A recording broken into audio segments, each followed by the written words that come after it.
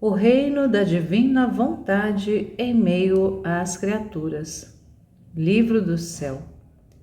A chamada às criaturas, à ordem, ao seu posto e à finalidade para a qual foram criadas por Deus. Por Luísa Picarreta. Volume 17, capítulo 15, 22 de setembro de 1924. Raiva diabólica porque se escreve sobre a divina vontade. Viver no divino querer leva consigo a perda de qualquer direito de vontade própria. Continuo. Enquanto escrevia o que estava dito acima, via o meu doce Jesus que apoiava a sua boca na parte do meu coração e com seu alento infundia-me as palavras que estava a escrever. E ao mesmo tempo ouvia um horrível escândalo ao longe, como de pessoas que brigavam e batiam com tanto estrondo que infundia espanto. E eu, dirigindo-me ao meu Jesus, disse-lhe: Meu Jesus, meu amor, quem são os que fazem tanto escândalo? Acho que eles são demônios enfurecidos. O que eles querem que brigam tanto? E Jesus: Minha filha, são precisamente eles. Gostariam que tu não escrevesses sobre a minha vontade. E quando te vêm escrever verdades mais importantes sobre o viver no meu querer, sofrem um duplo inferno e atormentam demais todos os condenados. Temem tanto que possam publicar-se esses escritos sobre minha vontade, porque vem perdido seu reino sobre a terra, adquirido por eles quando o homem subtraiu-se da vontade divina, deu livre passo à sua vontade humana. Ah, sim, foi precisamente então que o inimigo adquiriu seu reino sobre a terra. E se o meu querer pudesse reinar sobre a terra, o inimigo, ele mesmo se esconderia nos mais obscuros abismos. Eis porque pelejam com tanto furor, sentem a potência de minha vontade nestes escritos, e só ante a dúvida de que podem sair fora, montam em fúria e buscam com todo o seu poder impedir um bem tão grande. Tu não lhes dês ouvidos, e disto aprende a apreciar os meus ensinamentos. E eu, meu Jesus, sinto que é necessária a tua mão onipotente para me fazer escrever o que tu dizes sobre o viver no teu querer. Devido às tantas dificuldades que os outros colocam, especialmente quando me repetem: será possível que nenhuma outra criatura tenha vivido em sua santíssima vontade?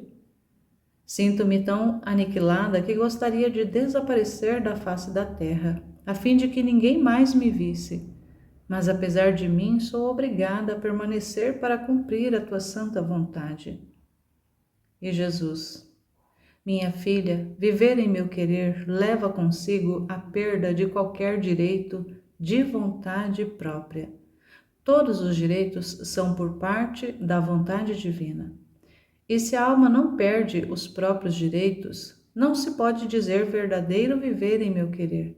No máximo, se pode dizer viver resignada, uniformada, porque viver em meu querer não é a única ação que faça segundo minha vontade, senão que todo o interior da criatura não dê lugar nem a um afeto, nem a um pensamento, nem a um desejo, nem sequer a um respiro no qual meu querer não tenha seu lugar. Nem meu querer toleraria ainda um afeto humano do qual ele não fosse a vida. Teria asco de fazer viver a alma em minha vontade com seus afetos, pensamentos, etc., que pudesse ter uma vontade humana.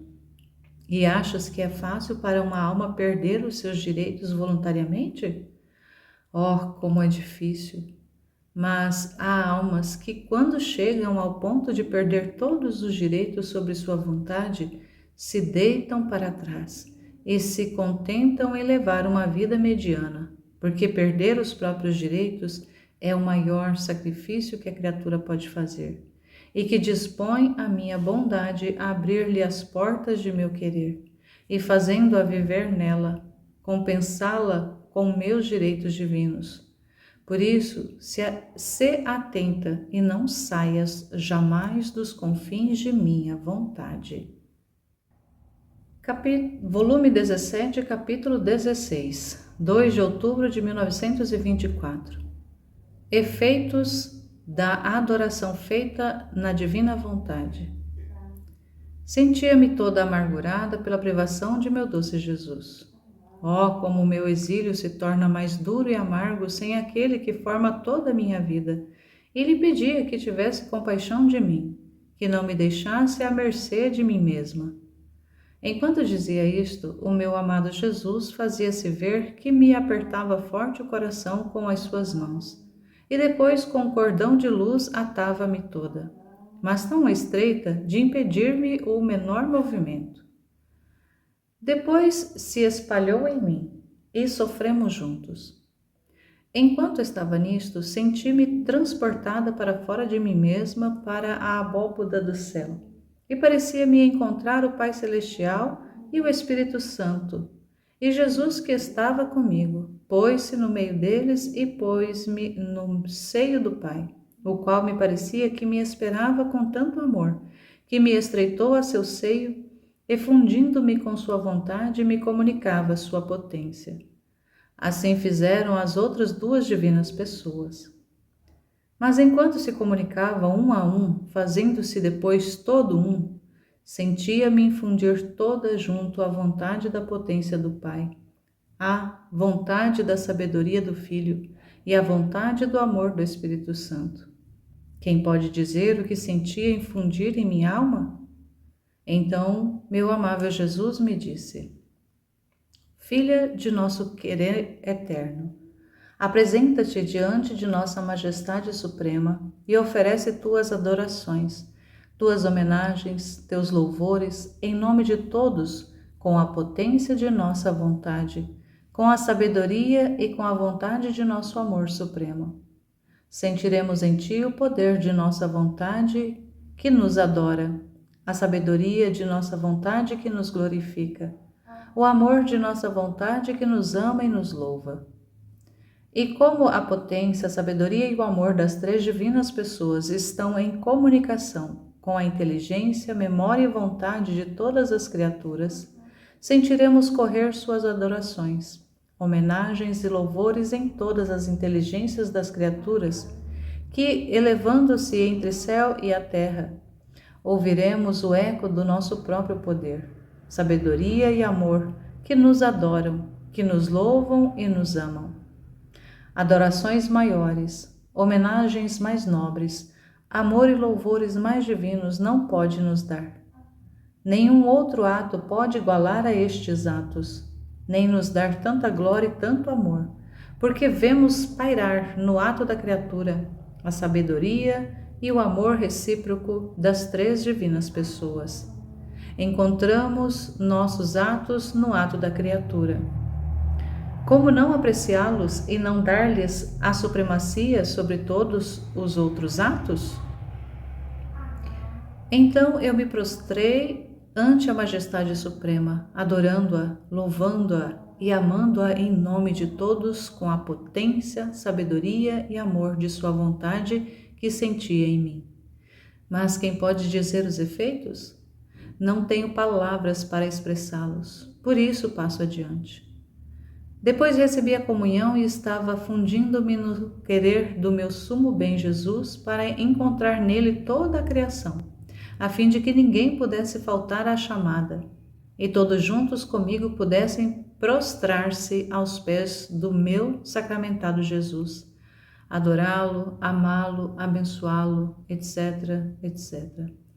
Mas enquanto isso fazia, sentia-me como distraída, buscando todas as coisas criadas em sua divina vontade, a fim de que um fosse o amor, o louvor, as adorações para meu Jesus. E Jesus, vendo-me apressada, tomou toda a criação no meu colo e me disse: Minha filha, tomei toda a criação em meu colo para que te seja mais fácil encontrar e chamar a todos junto contigo, a fim de que nenhuma coisa saia de mim, Não me dê, por meio teu, a correspondência do amor e da adoração que me devem como coisas que me pertencem. Eu não estaria totalmente feliz em você se alguma faltasse. No meu querer, tudo quero encontrar em você. Então, foi-me fácil encontrar e chamar toda a criação junto comigo para fazer com que todos louvássemos, amássemos o meu sumo bem Jesus. Mas, ó surpresa! Cada coisa criada continha um reflexo distinto e um amor especial de Jesus. E Jesus recebia a correspondência de seus reflexos e de seu amor. Oh, como Jesus estava contente! Mas enquanto isso fazia, me encontrei em mim mesma. Volume 17, capítulo 17, 6 de outubro de 1924. A divina vontade é pulsação primária da alma e de todas as coisas criadas. Estava me fundindo toda no santo querer divino e meu doce Jesus, movendo-se em meu interior, me disse: minha filha, como é belo ver uma alma fundir-se em minha vontade. Enquanto a alma se funde nela, o batimento criado toma lugar, e vida no batimento incriado, e forma um só. E corre e bate junto com o batimento eterno. Esta é a maior felicidade do coração humano, bater na batida eterna de seu Criador. Meu querer o põe em voo e o batimento humano se lança no centro de seu Criador. Então ele disse: diz-me, meu amor, quantas vezes gira o teu querer em todas as criaturas? E Jesus: minha filha, meu querer em cada batida de criatura forma seu giro completo em toda a criação. E assim como o batimento na criatura é contínuo, e se cessa o batimento, cessa a vida, assim minha vontade, mais que pulsação, para dar vida divina às criaturas, gira e forma o batimento da minha vontade em cada coração. Veja então como está minha vontade em cada criatura, como o batimento primário, porque o seu é secundário. Aliás, se há pulsação de criatura, é em virtude do bater da minha vontade. Mas sim, esta minha vontade forma dois batimentos, um para o coração humano, como vida do corpo, e outro para a alma, como batida e vida da alma. Mas queres saber o que faz este batimento da minha vontade na criatura? Se pensa, minha vontade corre e circula como sangue nas veias da alma e lhe dá o pensamento divino, a fim de que faça a um lado o pensamento humano e dê o lugar primário ao pensamento de minha vontade. Se fala, quero lugar à palavra da minha vontade. Se obra, se caminha, se ama, minha vontade quer o lugar da obra, do passo, do amor. É tanto o amor e o zelo da minha vontade na criatura que, enquanto bate, se a criatura quer pensar, se faz pensamento. Se quer olhar, se faz olho. Se quer falar, se faz palavra. Se quer obrar, se faz obra. Se quer caminhar, se faz pé. Se quer amar, se faz fogo. Em suma, corre e gira em cada ato da criatura para tomar nela seu lugar primário que lhe é devido. Mas com grande dor nossa, a criatura lhe nega este lugar de honra e dá este lugar à sua vontade humana. E a minha vontade é forçada a estar na criatura como se não tivesse nem pensamento, nem olho, nem palavra, nem mãos, nem pés, sem poder desenvolver a vida da minha vontade no centro da alma da criatura. Que dor, que grande ingratidão! Mas você quer saber quem me dá campo livre e faz minha vontade trabalhar como batida de vida em sua alma? Quem vive na minha vontade. Pois bem, ó, como nela desenvolve bem sua vida e se constitui pensamento de seu pensamento, olho de seu olho, palavra de sua boca, batida de seu coração, e assim de todo o resto. Ó, como nos entendemos imediatamente, e minha vontade consegue a tentativa de formar sua vida na alma da criatura. E não só na criatura racional, minha vontade tem seu lugar primário, e é como o bater que, dando a circulação a vida da alma, corre a dar vida a todos os atos da criatura. Senão que em todas as coisas criadas minha vontade tem seu lugar primário e circula como latido de vida, desde a mais pequena coisa criada até a maior. E ninguém pode separar-se da potência e imensidão de minha vontade.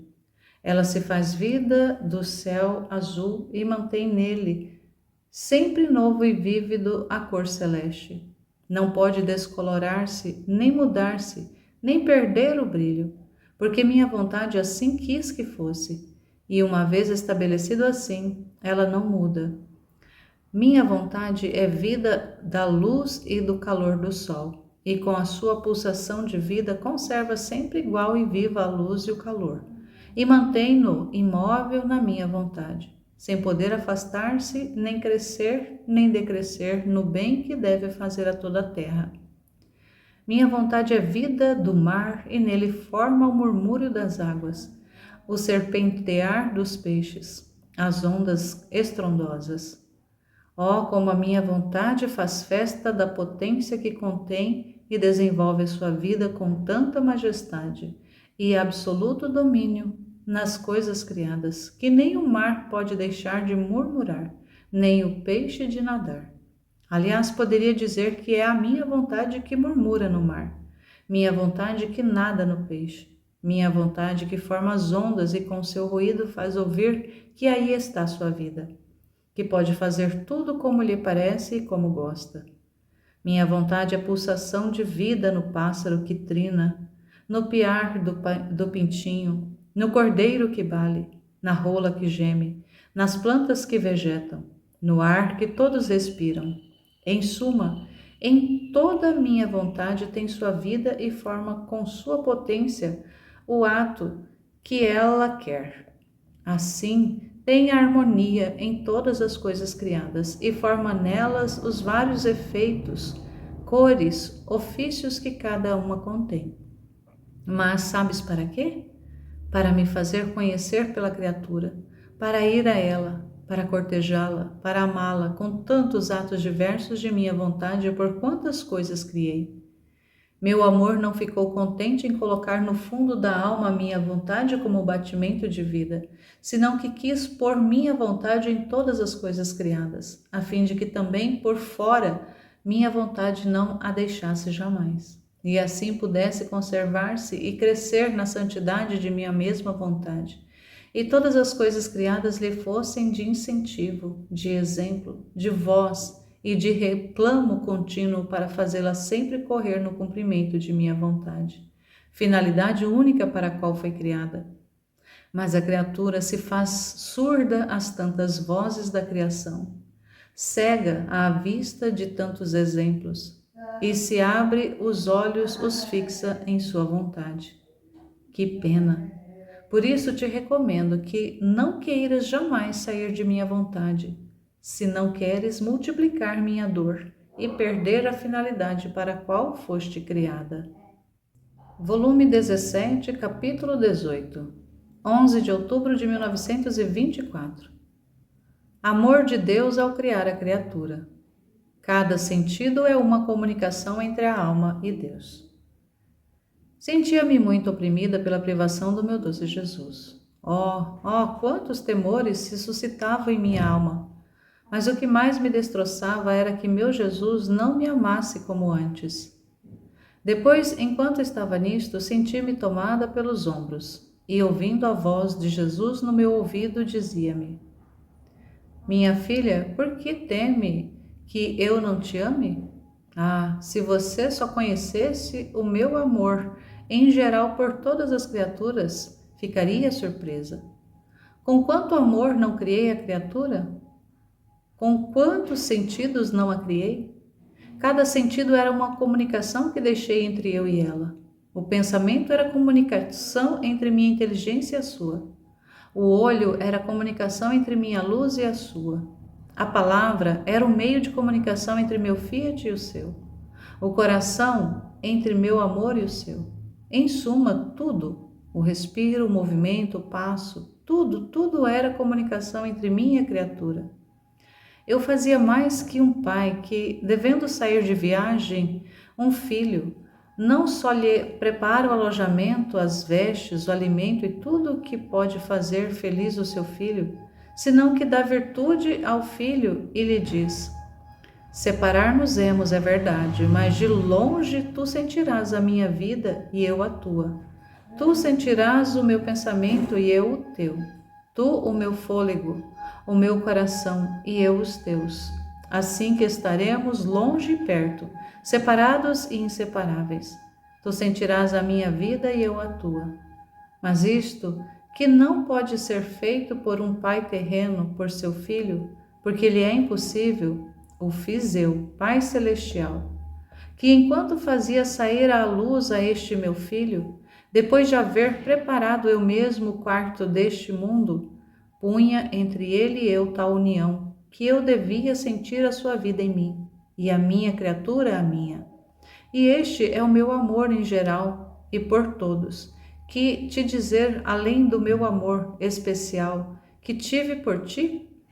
Cada sofrimento que te enviei tem sido uma comunicação demais entre ti e eu, e portanto um adorno demais com o qual embelezava a tua alma. Cada verdade que te manifestava era uma partícula das minhas qualidades, com as quais embelezava e enchia a tua alma. Cada graça e cada vinda minha a ti eram dons que fazia chover sobre ti. Não fiz outra coisa que multiplicar minhas comunicações, quase a cada instante, para plasmar em ti as diversas belezas minhas. Minha semelhança, a fim de que tu vivas comigo no céu e eu viva contigo na terra. E depois de tudo isso, você duvida do meu amor? Mas digo-te, pensa em amar-me e eu pensarei sempre mais em amar-te.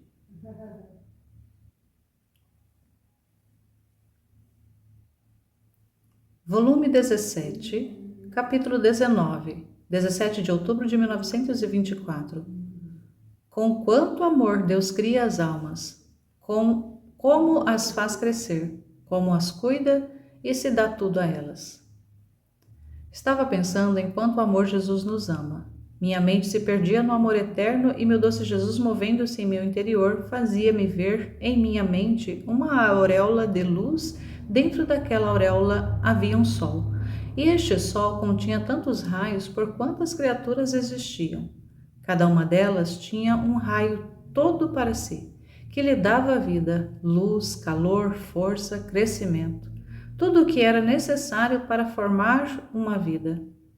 Era deleitável ver como cada criatura estava unida a cada raio deste sol, do qual havia saído, como a um ramo à videira.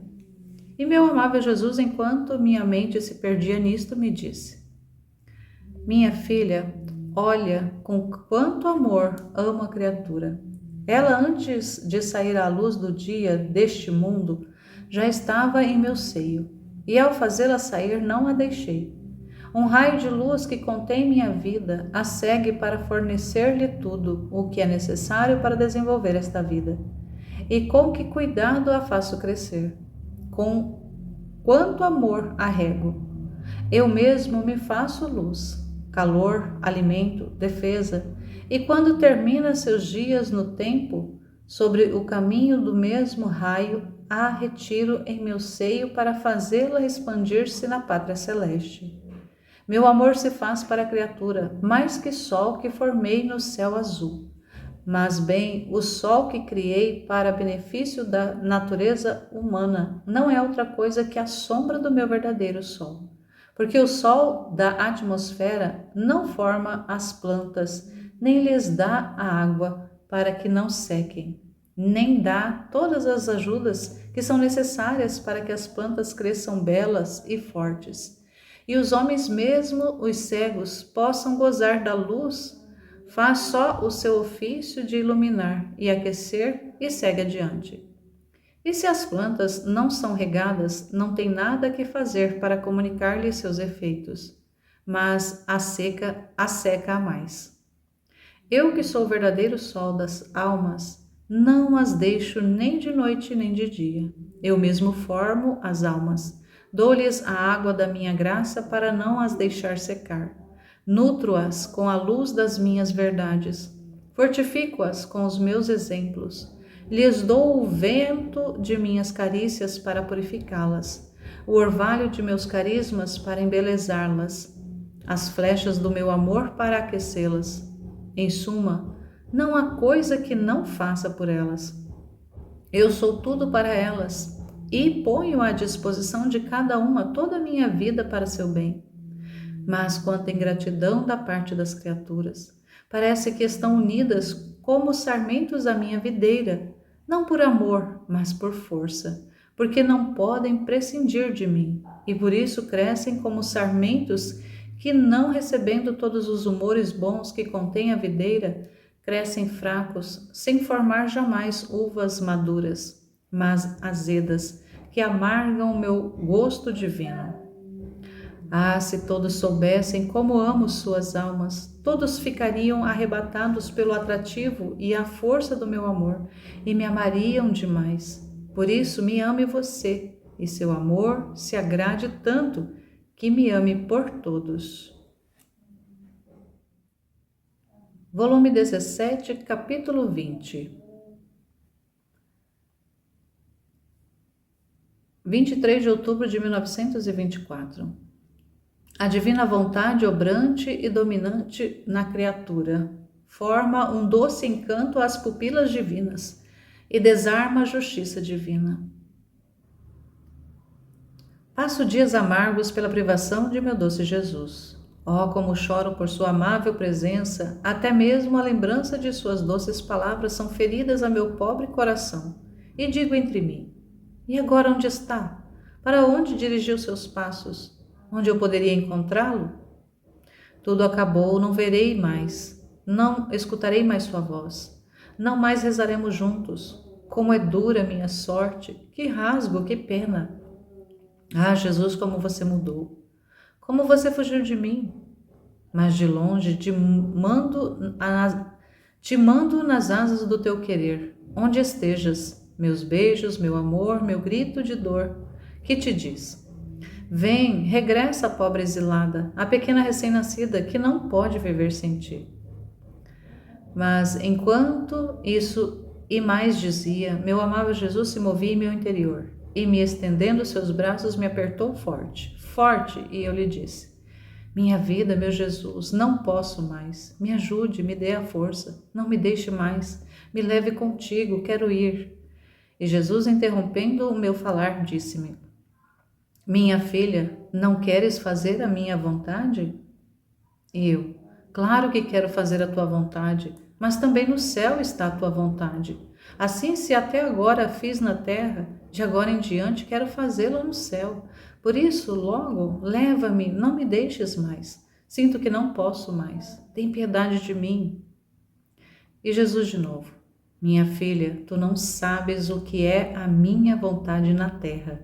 Vê-se que depois de tantas lições minhas, não o compreendeste bem. Deve saber que a alma que faz viver minha vontade nela, conforme reza, conforme sofre, obra, ama, etc., etc., forma um doce encanto às pupilas divinas, de maneira que encerra neste encanto com seus atos o olhar de Deus, de modo que, arrebatado pela doçura deste encanto, muitos castigos que se atraem às criaturas com seus graves pecados, este encanto tem virtude de impedir que a minha justiça se derrame com todo o seu furor sobre a face da terra, porque também a minha justiça sente o encanto da minha vontade que opera na criatura. Te parece pouco que o Criador veja nas criaturas, vivendo ainda sobre a terra, sua vontade obrante, triunfante, dominante, com essa mesma liberdade com a qual obra e domina no céu? Este encanto não está no céu, porque minha vontade em meu reino domina como em sua casa, e o encanto vem formado em mim mesmo, não fora de mim. Assim que sou eu, É minha vontade a que encanta com uma força raptora a todos os bem-aventurados, de modo que suas pupilas estão encerradas em meu encanto, para gozar eternamente. Assim que não eles me formam o doce encanto, senão eu a eles. Assim que minhas pupilas estão livres, não sofrem nenhuma fascinação. Em troca, minha vontade vivendo na criatura que navega no exílio, é obrante e dominante em casa da criatura, e por isso me forma um encanto, fascina-me e me faz sentir a meu olhar um atrativo tal que me leva a fixar minhas pupilas nela, sem poder separá-las. Ah, você não sabe quão necessário é este encanto nestes tempos. Quantos males virão! Os povos serão obrigados a devorar-se uns aos outros, serão tomados de tal raiva, de se enfurecerem uns contra os outros. Mas a culpa maior é dos chefes e governantes. Pobres povos, têm por chefes a verdadeiros açougueiros, diabos encarnados que querem fazer carnificina de seus irmãos. Se os males não fossem tão graves, teu Jesus não te deixaria como privada dele. Tu temes que seja por outra coisa, pelo que te privo de mim? Não, não, está segura, é minha justiça, que privando-te de mim, quer descarregar-se sobre as criaturas.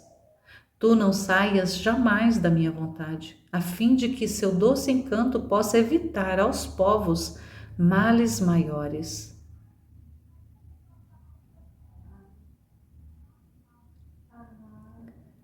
Volume 17, capítulo 21, 30 de outubro de 1924. Os anjos são anjos porque foram conservados no ato primeiro em que foram criados. E do conhecer, ou mais ou menos da suprema vontade, vêm constituídos os diversos coros dos anjos. As penas do amor são as mais amargas, as mais cruéis, mais dolorosas que as penas da mesma paixão. Sinto que não posso confiar à caneta meus dolorosos segredos, nem expressar no papel o que sinto em meu martirizado coração. Ah, sim, não há martírio que se possa comparar ao martírio da privação do meu doce Jesus. O mártir é ferido e morto no corpo. Ao contrário, o martírio da sua privação fere a alma, a lacera em suas mais íntimas fibras. E o que é pior, a mata sem fazê-la morrer, para golpeá-la continuamente sobre a bigorna de ferro da dor e do amor. E enquanto passo adiante das penas que sinto em meu interior, pois são coisas que não posso dizer, queria, como uma das mais pobres mendicantes, pedir de esmola a todos, aos anjos, aos santos, à minha rainha mãe, à criação toda, uma palavra, uma pequena oração por mim diante de Jesus, a fim de que, rogando por todos, se possa mover a compaixão da pequena filha de seu querer e fazê-la voltar do duro exílio do qual me encontro. Então eu estava pensando entre mim sobre o que tinha acontecido em minha mente, ou seja, que em vez de Jesus me parecia como se tivesse meu anjo junto e dizia entre mim: e por que o anjo e não Jesus? Naquele momento eu senti mover dentro de mim Jesus e ele me disse: minha filha, queres saber por que são anjos? Por que se mantiveram belos e puros como saíram de minhas mãos? Porque sempre se mantiveram firmes no ato primeiro no qual foram criados. Portanto, estando naquele ato primeiro de sua existência, estão no ato único de minha vontade, que não conhecendo sucessão de atos não se muda, nem cresce nem decresce, e contém em si todos os bens possíveis e imagináveis. E os anjos, conservando-se no ato único de minha vontade, no qual os fiz sair à luz, se mantêm imutáveis, belos e puros. Nada perderam de sua primeira existência, e toda a sua felicidade é se manter voluntariamente no ato único de minha vontade. Tudo encontram no círculo do meu querer. Não querem fazer-se felizes senão o que lhes fornece minha vontade.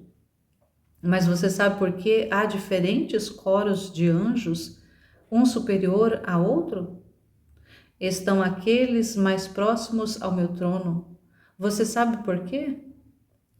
Porque a minha vontade, a quem manifestou um só ato da minha vontade, e a quem por 2, a quem por 3, a quem por 7, e em cada coisa do ato que a minha vontade manifestava demais, se tornavam superiores aos demais, e se tornavam mais capazes e mais dignos de estar perto do meu trono. Portanto, quanto mais minha vontade se manifesta, e nela se conservam, tanto mais ficam elevados, embelezados, felizes e superiores aos demais. Olhe então como tudo está na minha vontade, e no saber conservar-se, sem jamais sair, naquela mesma vontade da qual saíram, e do conhecer o mais ou menos da minha suprema vontade, vêm constituídos os diversos coros dos anjos, suas distintas belezas, os vários ofícios, a hierarquia celestial. Se você soubesse o que significa conhecer minha vontade, a mais, fazer um ato de mais nela, conservar-se, obrar nessa minha vontade conhecida, onde vem constituída o ofício, a beleza, a superioridade de cada criatura. Oh, como apreciarias mais os diversos conhecimentos que te manifestei sobre a minha vontade. Um conhecimento demais sobre minha vontade eleva a alma a tal altura sublime que os mesmos anjos ficam estupefatos e arrebatados e me confessam incessantemente: o Santo, o Santo, o Santo. Minha vontade manifesta-se e chama do nada as coisas e forma os seres. Manifesta-se e embeleza-se. Manifesta-se e eleva-se mais alto. Manifesta-se e engrandece-se mais a vida divina na criatura. Manifesta-se e nelas forma os portentos novos e nunca conhecidos.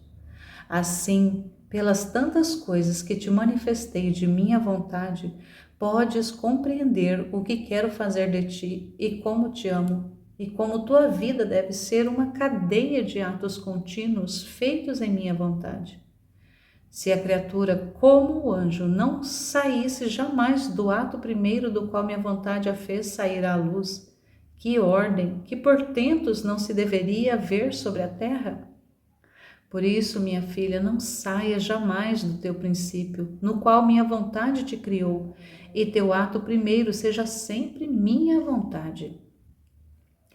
Depois disto, com o pensamento, pus-me junto ao meu Jesus no jardim do Getsêmani, e pedi-lhe que me fizesse penetrar naquele amor com que tanto me amou. E meu Jesus, movendo-se de novo no fundo do meu íntimo, disse-me: minha filha, entra no meu amor. Não saia jamais. Corre junto a ele, ou detente em meu mesmo amor para compreender bem quanto amei a criatura. Tudo é amor em mim para com elas. A divindade, ao criar esta criatura, se pôs a amá-la sempre, assim que em cada coisa de dentro e fora dela, devia correr para ela como um contínuo e incessante novo ato de amor. Portanto, posso dizer que em cada pensamento, olhar, palavra, respiro, batida e em todo o resto da criatura, corre um ato de amor eterno. Mas se a divindade se pôs a amá-la sempre e em cada coisa, a esta criatura, era porque queria receber em cada coisa a correspondência do novo e incessante amor da criatura. Queria dar amor para receber amor. Queria amar para ser amada. Mas não foi assim. A criatura não só não quis manter o compasso do amor, nem responder ao eco do amor do seu Criador, mas rejeitou este amor, ignorou-o e ofendeu-o. Diante desta afronta, a divindade não se deteve, mas continuou seu novo e incessante amor pela criatura. E como a criatura não o recebia, ficava cheios céu e terra, esperando a quem devia tomar este amor para ter nela a correspondência. Porque Deus, quando decide e propõe, todos os acontecimentos, em contrário, não o mudam, mas permanece imutável na sua imutabilidade. Eis porque passado a outro excesso de amor, vim eu, o Verbo do Pai, à terra, e tomando uma humanidade, recolhi em mim todo este amor que enchia céu e terra para corresponder à divindade com tanto amor por quanto tinha dado e devia dar às criaturas. E me constituí amor de cada pensamento, de cada olhar, de cada palavra, batida, movimento e passo de cada criatura. Por isso minha humanidade foi trabalhada até em sua mais pequena fibra, pelas mãos do eterno amor de meu Pai Celestial, para dar-me capacidade de poder encerrar todo o amor que a divindade queria dar às criaturas, para lhe dar o amor de todos e me constituir amor de cada um dos atos da criatura. Assim que cada pensamento teu está coroado por meus incessantes atos de amor. Não há coisa em ti ou fora de ti que não esteja circundada por meus repetidos atos de amor. Por isso, minha humanidade neste horto geme, se afana, agoniza, se sente triturada sob o peso de tanto amor, porque amo e não sou correspondido. As mágoas do amor são as mais amargas, as mais cruéis, são penas sem piedade, mais dolorosas que minha própria paixão. Oh, se me amassem! O peso de tanto amor se tornaria leve, porque o amor correspondido fica apagado e satisfeito no amor, mesmo de quem ama, mas não correspondido chega à loucura, delira e se sente correspondido com um ato de morte por aquele amor que dele saiu. Veja então como foi muito mais amarga e dolorosa a paixão do meu amor, porque se da minha paixão foi uma só morte que me deram, em troca, na paixão do amor, tantas mortes me fizeram sofrer, por quantos atos de amor saíram de mim e não fui por eles correspondido. Por isso vem tu, minha filha, a corresponder-me a tanto amor. Em minha vontade encontrarás, como em ato, todo este amor. Faça o teu e constitui-te, junto comigo, amor de cada ato de criatura, para me corresponder pelo amor de todos.